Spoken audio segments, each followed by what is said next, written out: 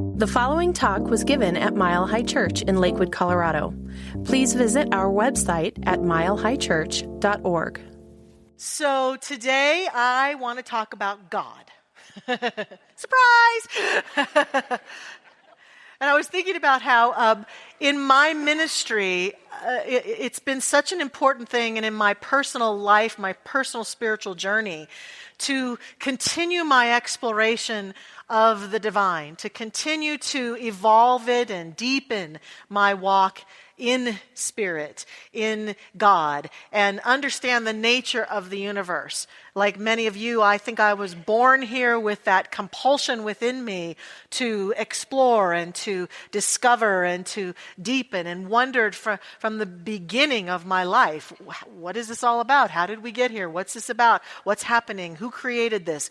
And was very curious about all that from the beginning. And in the work that I have done as a young one here in this teaching, as a practitioner, as a minister, it always goes back to that. And so I can promise you that as we continue to co-create together, that one of the passions that I have is helping people do the same for themselves, to deepen their own understanding about God. And so I can, when you come here, you might be saying, oh, she's talking about God again? Yeah, I probably will. That's a passion. It's a passion that I have, because I also want to help us to really have a new mental equivalent for God. It was important for me to pull that being out of the sky, to transcend gender ideas about what God is. God is neither female nor male. God is beyond all that. God is beyond every religion that has ever been formed. God is above and transcendent of that. God is transcendent of politics. God is transcendent of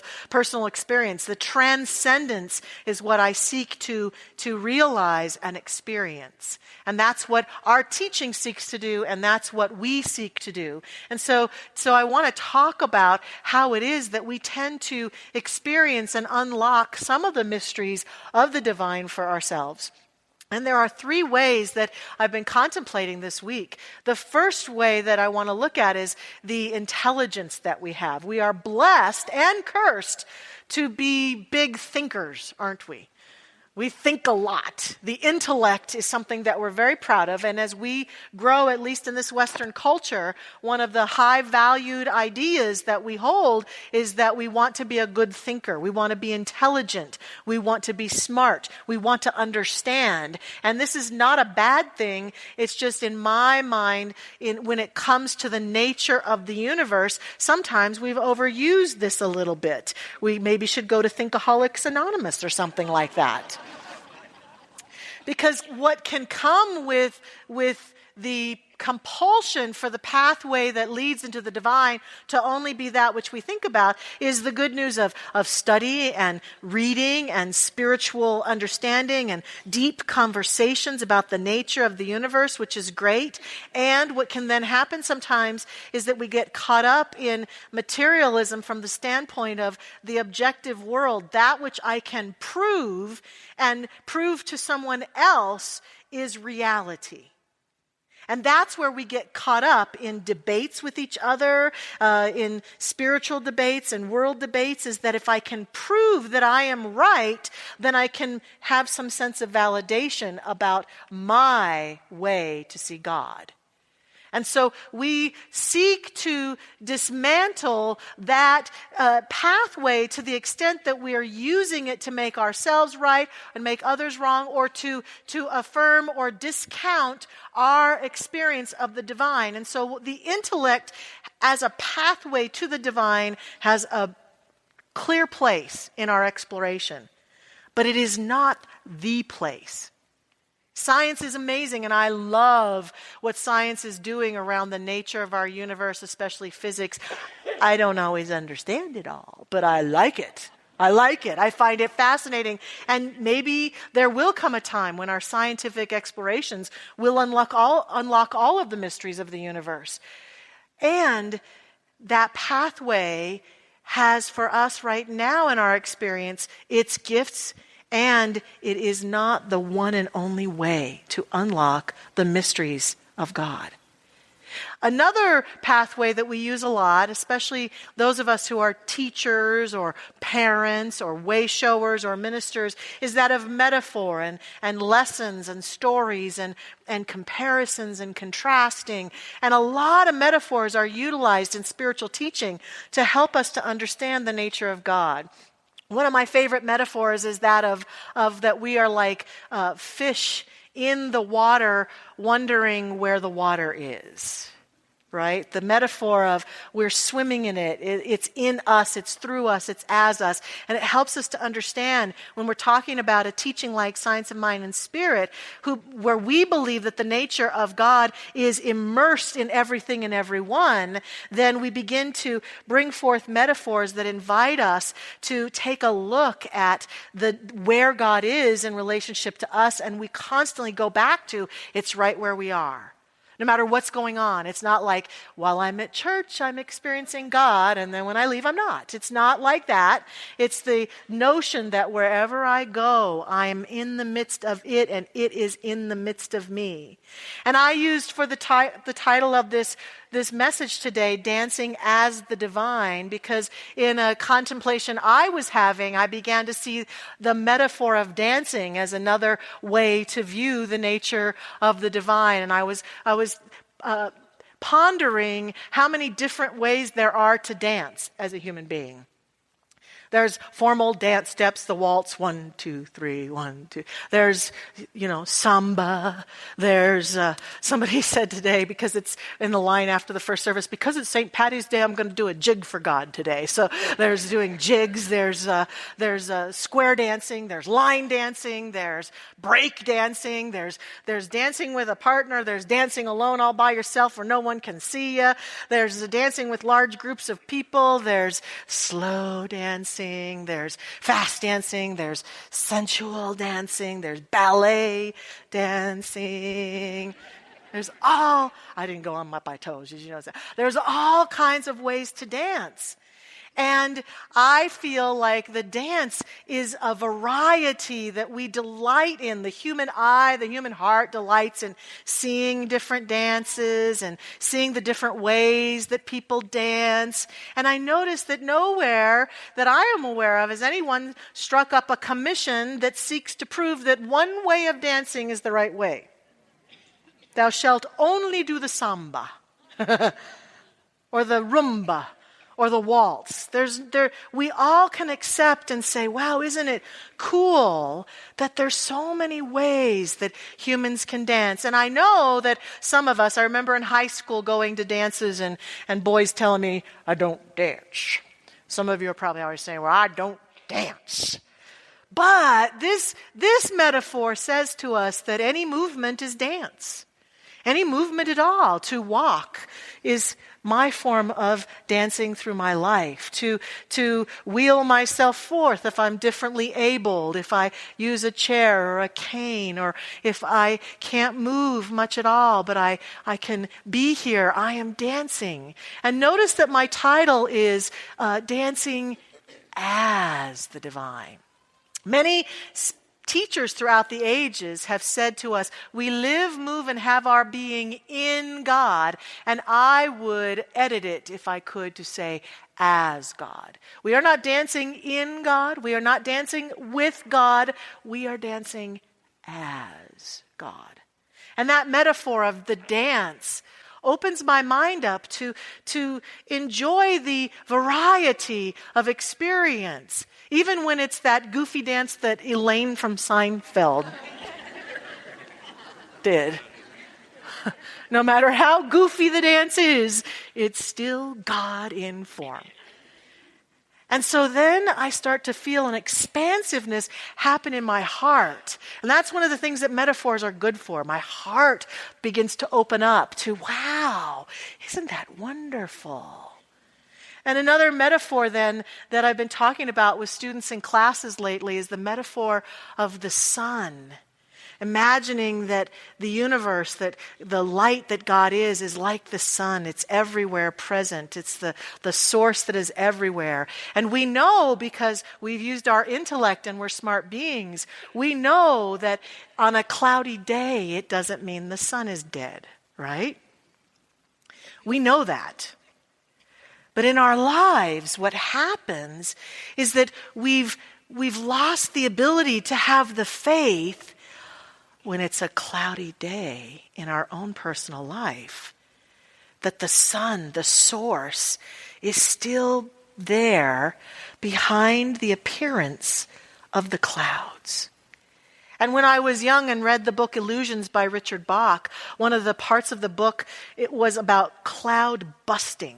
And they would practice taking a cloudy day and imagining an opening and seeing the clouds part, or seeing a little cloud dissipate and transform into that which is invisible. And I used to practice that as a teenager, and still sometimes have practiced it. And noticed that it appears as though sometimes I'm somewhat successful at it. And it dawned on me recently that really what we do when we pray or we affirm or we do our work to shift some idea of ourselves that is not in alignment with ourselves as dancing as the divine, that what we're doing is our own personal experience of cloud busting.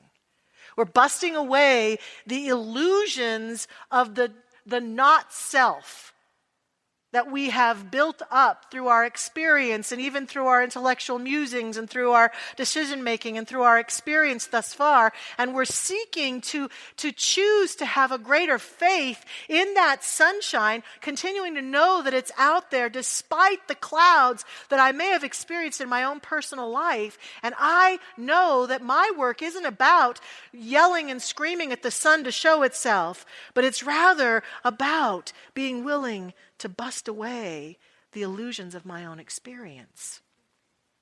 And that metaphor speaks to me to encourage me to continue to do that beautiful work, to let go, and to be more available to see and witness the light that is there all the while.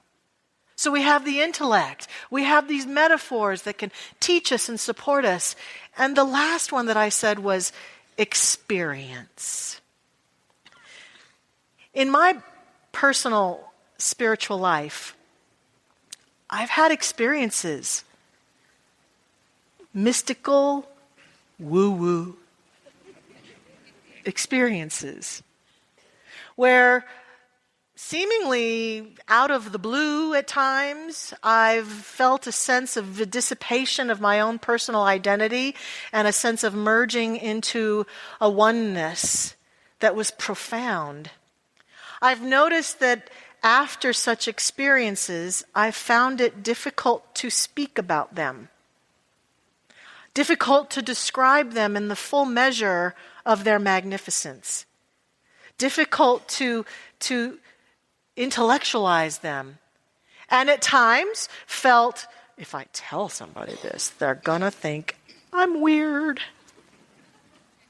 Although I accept I'm weird, so maybe that's okay. But found myself discombobulated sometimes by my own spiritual awakenings.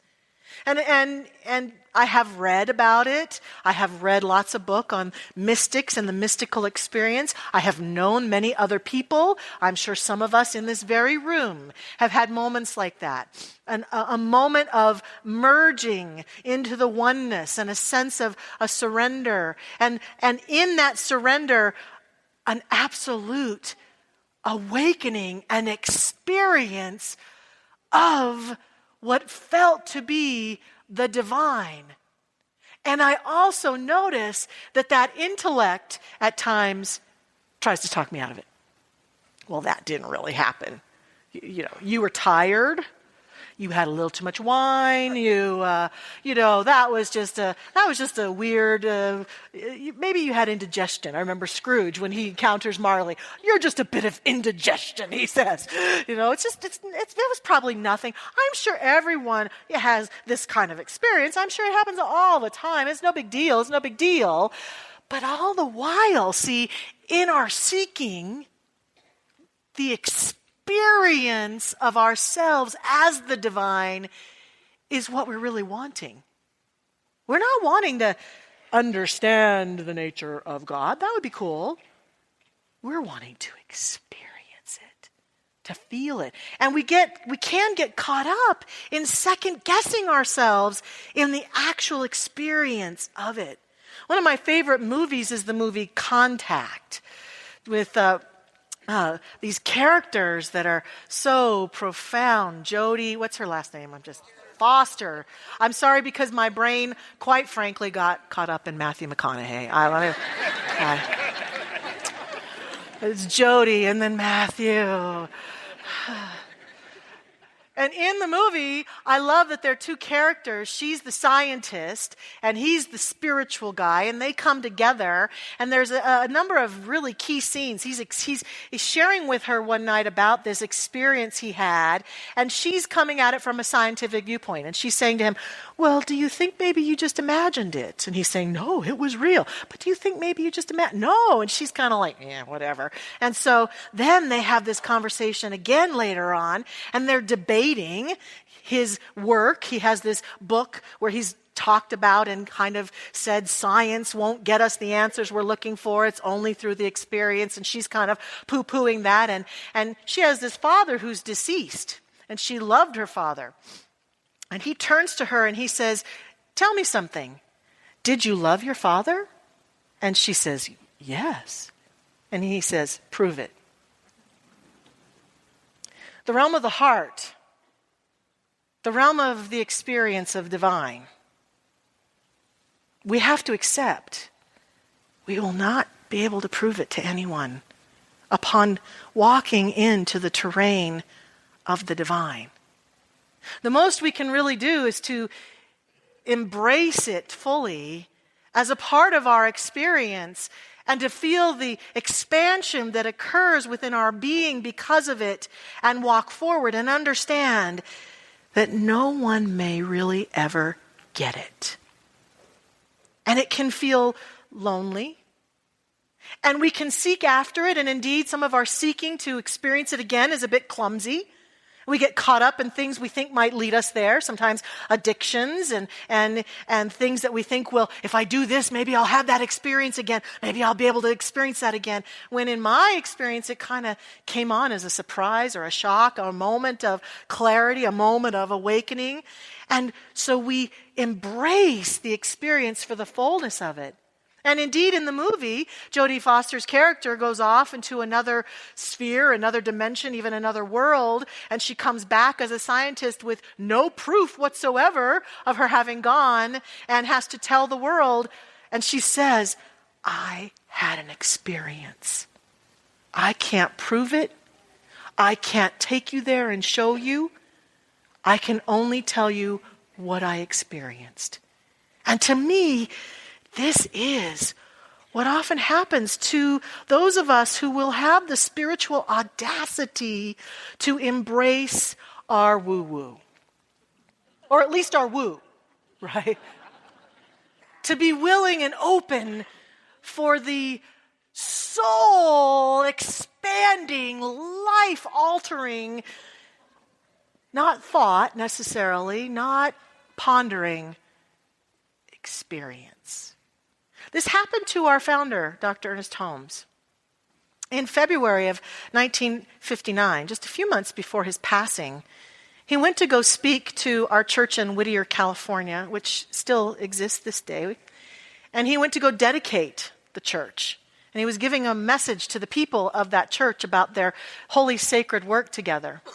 And I have the transcript of that, and many of us have listened to Holmes talking. And at the end of his experience, he had an indescribable cosmic experience of oneness. As he's talking, here's what he says at the very end of the talk. He says, we are dedicated to the concept that the pure in heart shall see God here, that the meek will inherit the earth now, that one with truth is a majority, that every one of us in the secret place of the Most High, the citadel of his own consciousness, has the secret with the eternal, the everlasting, the almighty, and the ineffable. God and I are one. And I see you doing this.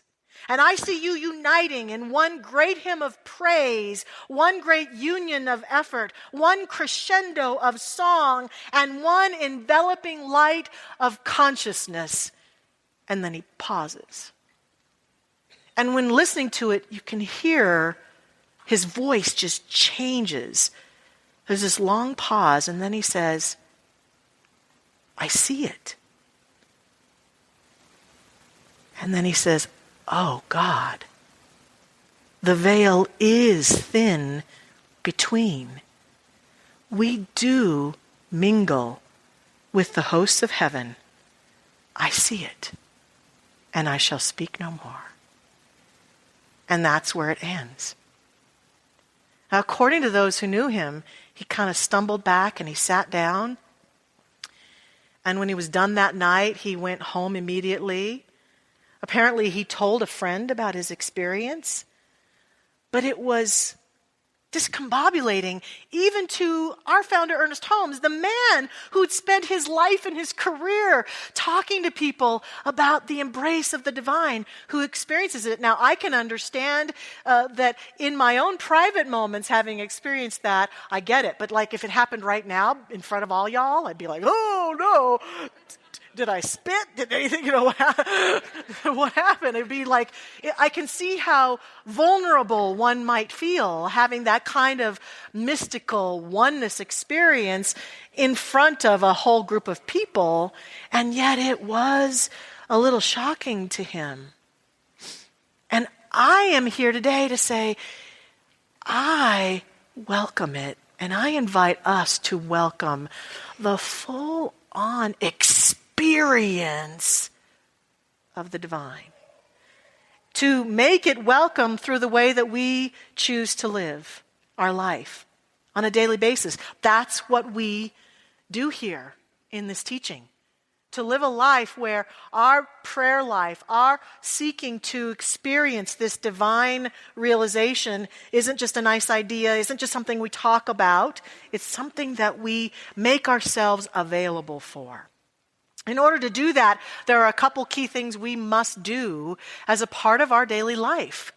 The first one is we must plug in. We must plug into it. We must be willing to be plugged into this divine light consciously. Now remember, I said earlier, we're always plugged in.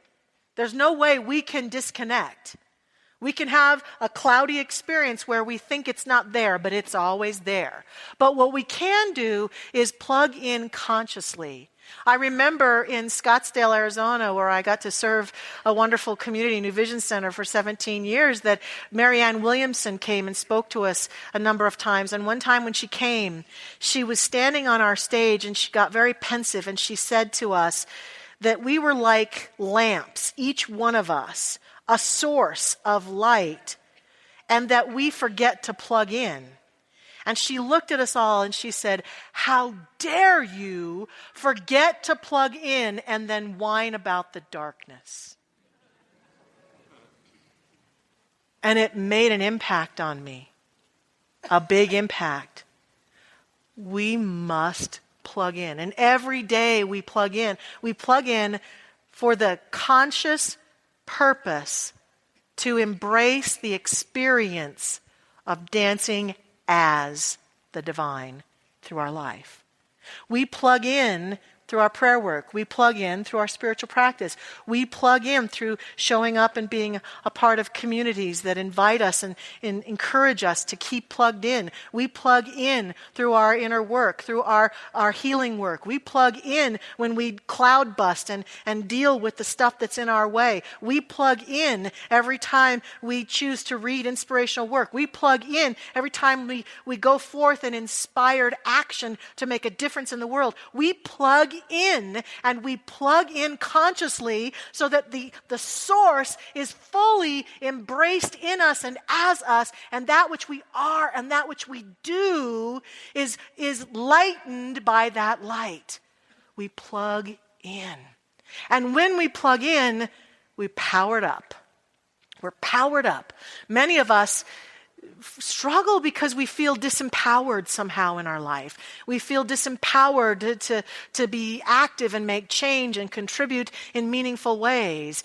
And yet when I imagine a world of all human beings being plugged in and powered up, a number of things are stunningly true at that point. When we are plugged in and powered up, how would we ever make a choice for violence in any way, shape, or form? Violence of thought, violence of word, violence of action. Because in that place of oneness, I can feel the part of me that can feel so connected to everything and everyone, and to harm anything is to harm everyone. And in that plugged in place, that powered up place, everything and everyone is my beloved. And the compassion that just pours out, and the love that pours out, and the connectedness that pours out is part of what we're seeking to experience and seeking to be in the world. When I am plugged in and powered up, I can't be disrespectful of anyone's way of life, of anyone's choice or experience. Of all beings represent, though, the dance of life. Some are the Roomba, and some are ballet, and some are line dance. What does it matter to me in that moment? I celebrate and love the dance when I am plugged in and powered up. And I encourage it and say, dance away, my beloved, beautiful one. And the world is at peace. The world, my world, is at peace. And my ability to step forward in meaningful ways, to embrace the dreams in my heart, the experiences of my life that I choose to have, are powerfully augmented when I am plugged in and powered up. And when I'm not, it's like walking in mud, and I can't quite do it, and it feels hard, and it's a struggle. But in this place, the creative process is a joyous thing to behold. I seek to be plugged in and powered up. And I invite all of us to consider this week and every day of our lives, what does it take for me to do that? For me to plug in, for me to be powered up? What is my dance to be about today? How shall I dance as the divine within this possibility that life is calling me to? And I pray for each one of us, and I hope that you will dance. Thank you for listening to the Mile High Church podcast. This podcast is made possible by the generous contributions from listeners like you. If you'd like to make a donation, text 720-230-1404 or visit us at milehighchurch.org.